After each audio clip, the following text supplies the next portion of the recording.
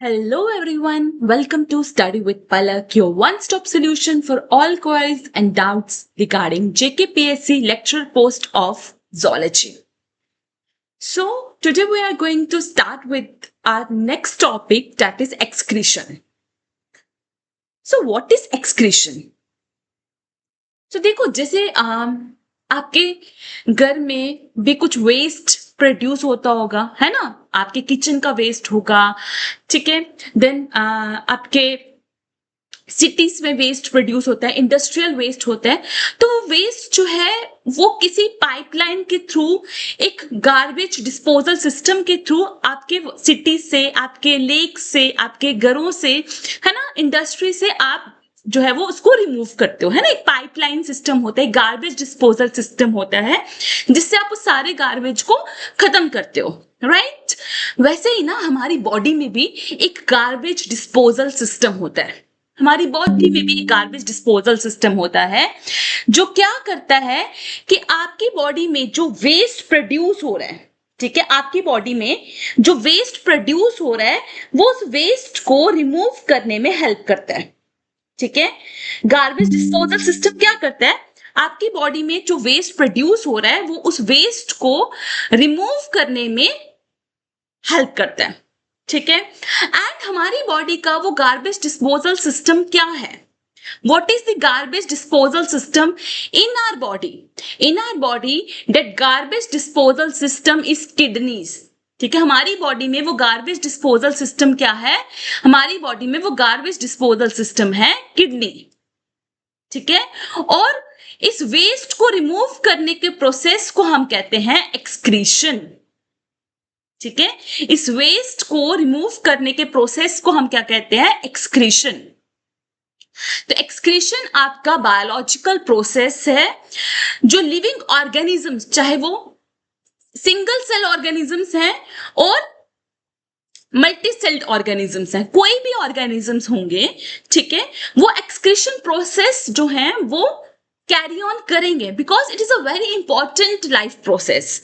Because जो भी हमारी बॉडी में वेस्ट प्रोड्यूस होता है उस वेस्ट को रिमूव करना बहुत ज्यादा इंपॉर्टेंट है, ठीक है? वरना वो वेस्ट हमारी बॉडी में अकमुलेट होगा and that will be very toxic. वो हमारी बॉडी के लिए क्या हो जाएगा? टॉक्सिक हो जाएगा, ठीक है? तो एक्सक्रीशन एक बायोलॉजिकल प्रोसेस है जिससे लिविंग ऑर्गेनिजम्स अपने वेस्ट प्रोडक्ट्स को रिमूव करते हैं और एक्सेस सब्सटेंसेस जो होंगे बॉडी से रिमूव करेंगे, ठीक है?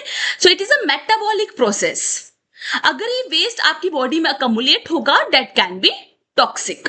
Okay, so excretion is the removal of metabolic waste from the body. Fine. उसके बाद आता है, आपने डाइजेशन पढ़ा था, राइट? डाइजेस्टिव सिस्टम पढ़ा था, उसमें भी तो आपने पढ़ा था ना कि बॉडी से अनडाइजेस्टेड फूड को, इनडाइजेस्टेड फूड को बॉडी से रिमूव किया जाता है ना? वहां पर भी तो हम वेस्ट को बॉडी से रिमूव कर रहे हैं। तो एक्सक्रीशन और इजेशन कह लो या डेफिकेशन कह लो, ठीक है?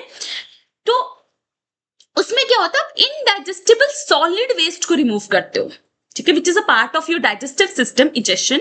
वहां पे आप इनडाइजेस्टेबल, जब आप फूड खाते हो तो कुछ फूड जो है वो डाइजेस्ट हो जाता है, अब्सॉर्ब हो जाता है और एसिमिलेट हो जाता है ना, बॉडी उसको यूटिलाइज कर लेती है यूजफुल वर्क के लिए। कुछ फूड जो है वो डाइजेस्ट नहीं होता, तो बॉडी में एज अ वेस्ट की तरह अकमुलेट हो जाता है, उसे बॉडी से रिमूव करना पड़ता है, that is called as egestion.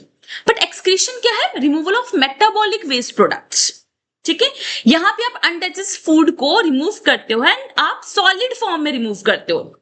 किस फॉर्म में रिमूव करते हो? सॉलिड फॉर्म में। आप फीसिस की फॉर्म में रिमूव करते हो, जिसको आप स्टूल्स भी बोलते हो, है ना? स्टूल्स की फॉर्म में आप वेस्ट को रिमूव करते हो, ठीक है? और एक्सक्रीशन में आप soluble waste like urea, excess salt, water, इस चीजों को आप रिमूव करते हो, ठीक है? तो एक्सक्रीशन आपका ज्यादातर किडनी से होता है, लीवर से होता है और आपकी स्किन से भी होता है as a sweat glands. Skin में आपके sweat glands and oil gland, sebaceous glands present होते हैं। सेबेशियस ग्लैंड क्या है? ऑयल ग्लैंड्स, ठीक है? ये ग्लैंड्स प्रेजेंट होते हैं जो एक्सेस वाटर को, एक्सेस सॉल्ट को आपकी बॉडी से रिमूव करवाते हैं, ठीक है? इंजेक्शन में आपका जो इंजेक्शन होती है ना वो आपके एनस के थ्रू होती है, ठीक है। तो इजेशन क्या है, जिसमें आप सॉलिड वेस्ट को, अनडाइजेस्टेड वेस्ट को रिमूव करते हो बॉडी से, वो आपका डाइजेस्टिव सिस्टम का पार्ट है। और एक्सक्रीशन आपका removal of metabolic waste product है। ठीक है, आपका जैसे कि यूरिया हो गया, यूरिक एसिड हो गया, अमोनिया हो गया, वाटर हो गया, तो इस चीजों को रिमूव करने के प्रोसेस को हम बोलते हैं एक्सक्रीशन। ठीक है, तो अगर आपको याद हो, मैंने ऑस्मो रेगुलेशन भी पढ़ाया था। ठीक है, तो ऑस्मो रेगुलेशन क्या है, ये प्रोसेस है जिससे ऑर्गेनिजम्स वाटर और सॉल्ट की कंसेंट्रेशंस को बैलेंस करते हैं अपनी बॉडीज के अंदर। ठीक है, ऑस्मो रेगुलेशन एक प्रोसेस है जिस प्रोसेस से ऑर्गेनिजम्स अपनी बॉडी में वाटर और सॉल्ट की कंसेंट्रेशंस को बैलेंस करते हैं। फाइन। ऑस्मो रेगुलेशन और एक्सक्रीशन दोनों ही इंपॉर्टेंट हैं। किस लिए इंपॉर्टेंट है, ताकि आपकी बॉडी के इंटरनल टेम्परेचर को मेंटेन कर सके, है ना। बाहर चाहे जितनी मर्जी ठंड पड़ रही हो, आपकी बॉडी का टेम्परेचर रिमेन्स कांस्टेंट। चाहे जितनी मर्जी गर्मी हो, आपकी बॉडी का टेम्परेचर रिमेन कांस्टेंट। ऐसा तो नहीं है ना, ठंड में आपकी बॉडी का टेम्परेचर, अंदर वाला टेम्परेचर, इंटरनल टेम्परेचर भी काफी ठंडा हो जाएगा, माइनस में पहुंच जाएगा, 4 डिग्री पहुंच जाएगा, 5 डिग्री पहुंच जाएगा। ऐसा नहीं होता ना। तो that remains same, that is 98.6 Fahrenheit, right. वो इतना कांस्टेंट रहता है। ऊपर नीचे चलता है, जब आपको फीवर वगैरह हो जाता है तब वो इंक्रीज हो जाता है। ठीक है, बट आपकी बॉडी का टेम्परेचर नॉर्मली क्या रहता है, कांस्टेंट रहता है। और ये कांस्टेंट किसकी वजह से रह रहा है, एक्सक्रीशन एंड ऑस्मो रेगुलेशन की वजह से। And this maintaining of internal temperature is called as homeostasis. Homeostasis क्या है, it is a process of maintaining the body's internal temperature. Okay, अब आप कैसा वेस्ट एक्सक्रीट करते हो, either you excrete nitrogenous waste or you excrete what, non nitrogenous waste. आप body से या तो नाइट्रोजनस वेस्ट को रिमूव करते हो या तो बॉडी से नॉन नाइट्रोजनस वेस्ट को रिमूव करते हो। ठीक है, अभी nitrogenous waste and non nitrogenous waste है क्या, देखो नाइट्रोजनस वेस्ट में तो मेजर जो है वो आ जाता है अमोनिया। ठीक है, नाइट्रोजन कंटेनिंग, नाइट्रोजनस वेस्ट मतलब nitrogen containing, like urea, uric acid. ठीक है, ये आपका नाइट्रोजनस वेस्ट है। नॉन नाइट्रोजनस वेस्ट में क्या आ जाएगा, like your carbon dioxide, water, excess vitamins and minerals, है ना। एक्सेस विटामिन्स एंड मिनरल्स आपकी बॉडी से रिमूव होने चाहिए। ठीक है, ड्रग्स, जो आप मेडिसिन वगैरह खाते हो। ठीक है, सो ये आपका नॉन नाइट्रोजनस वेस्ट है जिसमें आपका नाइट्रोजन प्रेजेंट नहीं होगा। ठीक है, नाइट्रोजनस वेस्ट में और भी सब एग्जांपल्स आते हैं, लाइक क्रेटेनाइन आता है, क्रेटेनाइन आता है। ठीक है, बिलीरुबिन, विलीवर्डिन, तो बहुत सारे वेस्ट आपकी बॉडी में नाइट्रोजनस वेस्ट प्रेजेंट है। ठीक है, जिनको आप बॉडी से रिमूव करते हो। ठीक है, तो नाइट्रोजनस वेस्ट जो है, it comes from the breakdown of proteins and nucleic acids and it includes ammonia, urea and uric acid. ठीक है, तो जो एक्स्ट्रा ब्रेकडाउन ऑफ प्रोटीन से आपका क्या प्रोड्यूस होता है, बताओ, हमने पढ़ा था, yes, breakdown of protein produce amino acids. तो जो एक्सेस अमाइनो एसिड्स हैं, that needs to be, excess amino acids needs to be removed, needs to be eliminated। ठीक है, उसको रिमूव करना जरूरी है। ठीक है, न्यूक्लिक एसिड्स में क्या आता है, डीएनए एंड आरएनए। ठीक है, और उनके अंदर भी आपके क्या प्रेजेंट होता है, nitrogenous bases, adenine, guanine, cytosine, thymine. तो ये आपके नाइट्रोजनस बेसिस आपके डीएनए आरएनए में प्रेजेंट है। और मेन कंपाउंड्स आपके नाइट्रोजनस वेस्ट में मैंने बताया, अमोनिया है, यूरिया है एंड यूरिक एसिड है। नॉन नाइट्रोजनस वेस्ट में आपके बताए बहुत सारे मैंने, जिसमें नाइट्रोजन प्रेजेंट नहीं होगा, लाइक कार्बन डाइऑक्साइड, वाटर हो गया, आपका विटामिन्स, मिनरल्स, ड्रग्स, तो ये सब आपके नॉन नाइट्रोजनस वेस्ट हैं। ठीक है, तो ये मैंने एग्जाम चार्ट भी दे दिया आपको। Ammonia, amino acid, urea, uric acid nitrogenous waste है। नॉन नाइट्रोजनस वेस्ट में कार्बन डाइऑक्साइड, मिनरल्स, वाटर, कुछ पिगमेंट्स, विटामिन्स, ड्रग्स, तो ये सब आपके नॉन नाइट्रोजनस वेस्ट है।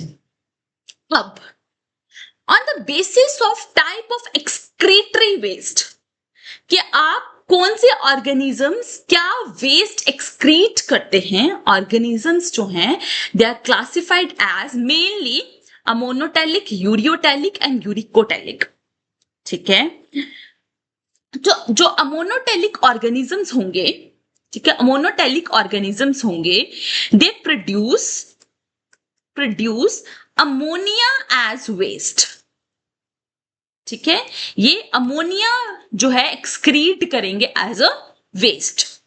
यूरियोटैलिक ऑर्गेनिजम्स जो है वो यूरिया प्रोड्यूस करेंगे as waste, and uricotelic organism जो है वो यूरिक एसिड प्रोड्यूस करेंगे एज वेस्ट। Fine, okay. अब एक थोड़ा सा मैं आपको एक्सप्लेन कर देती हूं, ठीक है, इसके बारे में। So okay fine, I'll tell here only. Ammonia, urea and uric acid. Fine. जो आपका अमोनिया है ना, ये मोस्ट टॉक्सिक है, सबसे ज्यादा टॉक्सिक आपका अमोनिया होता है। ठीक है, ये सबसे ज्यादा टॉक्सिक होता है आपका अमोनिया। ठीक है, सबसे ज्यादा टॉक्सिक है, आपकी बॉडी में अकमुलेट नहीं होना चाहिए। ठीक है, and it require lot amount of water. It require lot of water for its excretion. इसके एक्सक्रीशन के लिए काफी ज्यादा पानी की जरूरत पड़ती है। ठीक है, and it is highly soluble in water. Ammonia जो है काफी सॉल्यूबल है वाटर में। फाइन, समझ आई बात? ठीक है, urea is less toxic and uric acid is least toxic. It is least toxic. ठीक है, एंड नाउ बात करेंगे सॉल्युबिलिटी की। इसकी सॉल्युबिलिटी मॉडरेट सॉल्युबल है, मतलब ज्यादा सॉल्युबल पानी में नहीं है, तो इसके एक्सक्रीशन के लिए ज्यादा वाटर की रिक्वायरमेंट नहीं होगी। एंड ये लीस्ट सॉल्युबल इन वाटर है, इसके एक्सक्रीशन को के लिए तो पानी की बिल्कुल भी रिक्वायरमेंट नहीं है।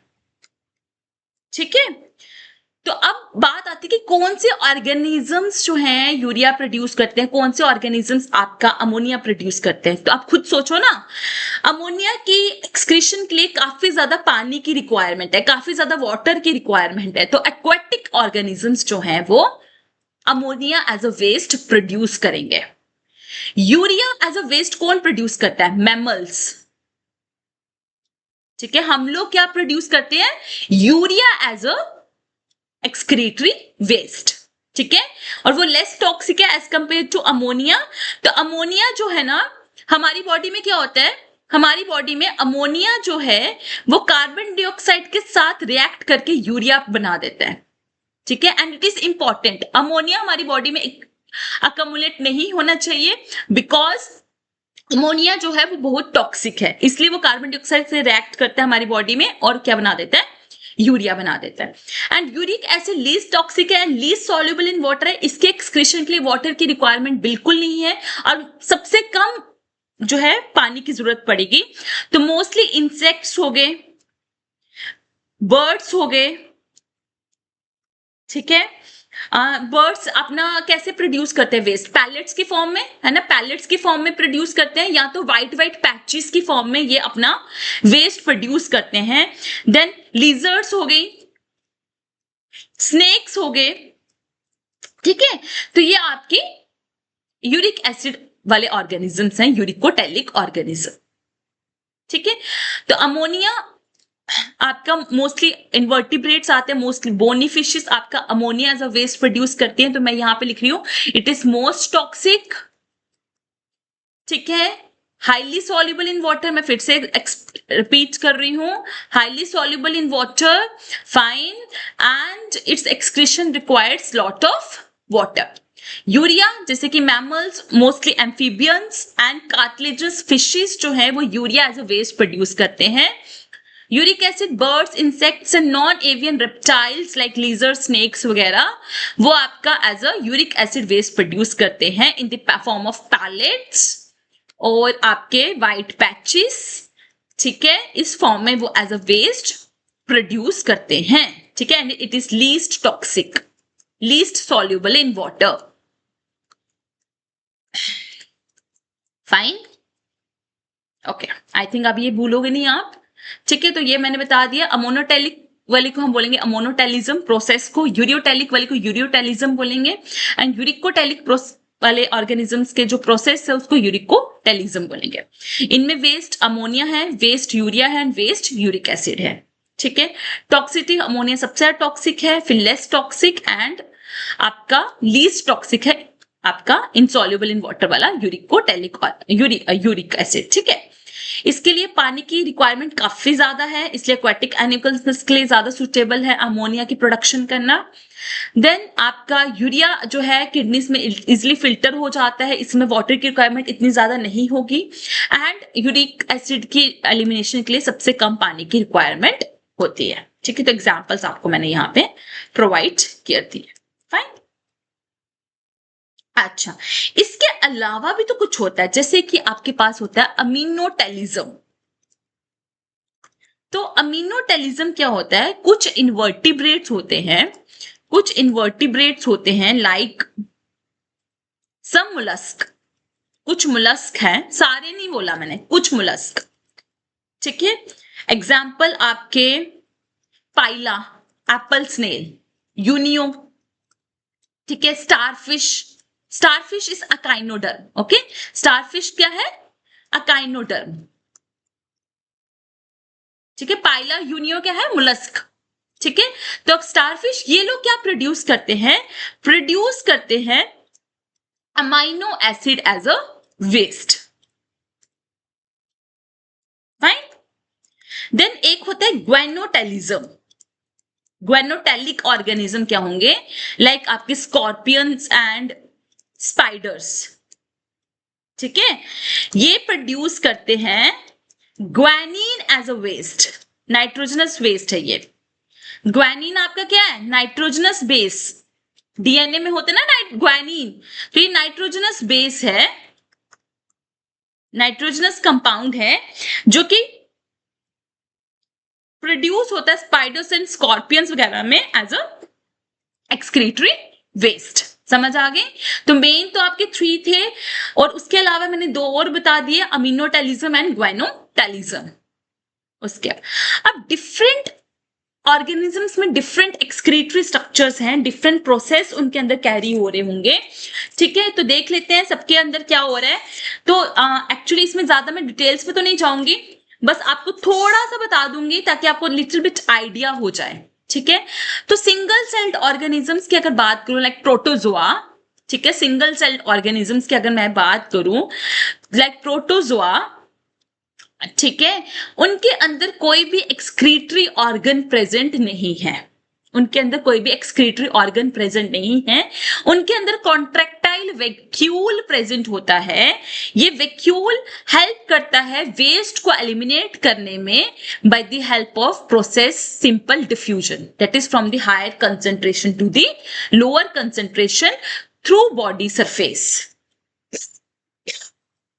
फाइन, मैंने क्या बोला कि जो सिंगल सेल्ड ऑर्गेनिजम्स हैं, ठीक है, उनमें सिंपल डिफ्यूजन, उनकी बॉडी सरफेस से ही कॉन्ट्रैक्टाइल वैक्यूल की मदद से वो वेस्ट को अपनी बॉडी से एक्सक्रीट करते, क्योंकि बॉडी, उनकी बॉडी इतनी बड़ी बॉडी तो है नहीं है, तो बॉडी का और इन्वायरमेंट का जो डिस्टेंस है ना वो बहुत कम है, बॉडी का और इन्वायरमेंट का डिस्टेंस बहुत कम है, तो इसलिए उनको डिफ्यूजन से वो इजिली वेस्ट को बॉडी से रिमूव कर सकते हैं। और इनमें वेस्ट क्या है, इनमें वेस्ट है आपका अमोनिया, क्योंकि पानी में मिलेंगे ना आपके अमीबा, पैरामीशियम वगैरह, तो अमोनिया। ठीक है, नेक्स्ट पॉरीफेरा, जिसमें आपके स्पॉन्जेस वगैरह आ जाते हैं, तो उनमें भी थ्रू जनरल बॉडी सरफेस जो है वेस्ट वो एक्सक्रीट करते हैं अलोंग दी वाटर करंट। ठीक है, वाटर करंट से, और इनमें भी वेस्ट क्या है आपका, अमोनिया। ठीक है, तो आपको पता है स्पॉन्जेस जो है मैराइन है, पानी में पाए जाते हैं। ठीक है, तो वो अपने अमोनिया को पानी में रिलीज कर देते हैं। ठीक है, पानी में रिलीज कर देते हैं थ्रू उनके, आपको पता है ना स्पॉन्जेस में छोटे छोटे पोर्स होते हैं, है ना, उन पोर्स को हम बोलते हैं ऑस्क्यूलम। क्या बोलते हैं, ऑस्क्यूलम। तो उन पोर्स के थ्रू पानी जब उन पोर्स से बाहर निकलता है, उन पोर्स के थ्रू ही, पानी के थ्रू वो वेस्ट को बॉडी से रिमूव कर देते हैं। ठीक है, चलो नेक्स्ट, प्लेटीहेल्मिन्थ्स जिनमें आपके फ्लैटवर्म्स आ जाते हैं। क्या आ जाते हैं? फ्लैटवर्म्स, है ना, एग्जाम्पल प्लेनेरिया, टेपवर्म, ये सब प्लेटीहेल्मिन्थ्स के एग्जाम्पल हैं। इनके अंदर ना फ्लेम सेल्स होते हैं एज ए एक्सक्रीटरी ऑर्गन, और जिसको प्रोटोनेफ्रीडिया भी बोला जाता है। ठीक है, इनके अंदर फ्लेम सेल्स प्रेजेंट होते हैं एज ए एक्सक्रीटरी ऑर्गन, जिसको प्रोटोनेफ्रीडिया भी बोला जाता है। ठीक है, तो ये ऐसे फ्लेम सेल्स यहाँ पे प्रेजेंट है। फ्लेम सेल की मैंने डायग्राम बनाई है।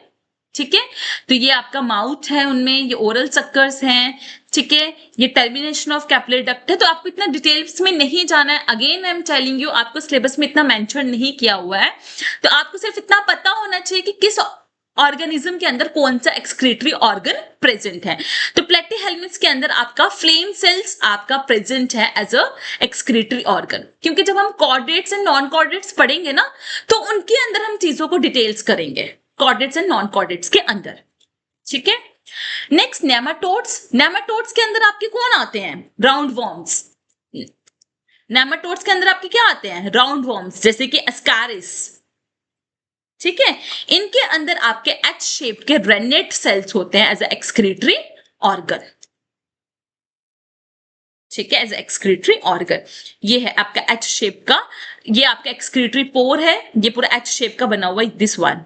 ठीक है, तो एक्सक्रीटरी पोर है जहां से एक्सक्रीटरी वेस्ट जो है वो बाहर निकल जाएगा बॉडी से। Then Annelida. एनालिडा में आपकी एग्जांपल आ जाती है अर्थवर्म। ठीक है, इनके पास जो है एक्सक्रीटरी ऑर्गन क्या है? नेफ्रीडिया।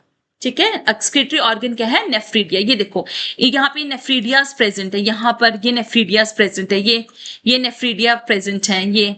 ठीक है, तो ये नेफ्रीडियास आपके प्रेजेंट है इनके पास। तो इस नेफ्रीडिया के थ्रू ये, इनके पास नेफ्रीडिया पोर्स होंगे, इन नेफ्रीडिया के थ्रू ये वेस्ट को एक्सक्रीट आउट कर देंगे अपनी बॉडी से। ठीक है, अच्छा, तो एनालिट्स अर्थवर्म क्या प्रोड्यूस करते हैं as a waste? Earthworm as a waste क्या प्रोड्यूस करते हैं? अर्थवर्म जो है दे कैन प्रोड्यूस जो है अमोनिया भी प्रोड्यूस कर सकते हैं अगर वो मॉइस्ट सॉइल में प्रेजेंट है, और ये यूरिया प्रोड्यूस करेंगे अगर ये ड्राई सॉइल में प्रेजेंट है। तो अमोनिया प्रोड्यूस करेंगे इन एक्वेटिक कंडीशन में। ठीक है, एंड यूरिया प्रोड्यूस करेंगे ये इन लिमिटेड वाटर कंडीशन में। फाइन, देन आ जाओ आर्थ्रोपोड्स।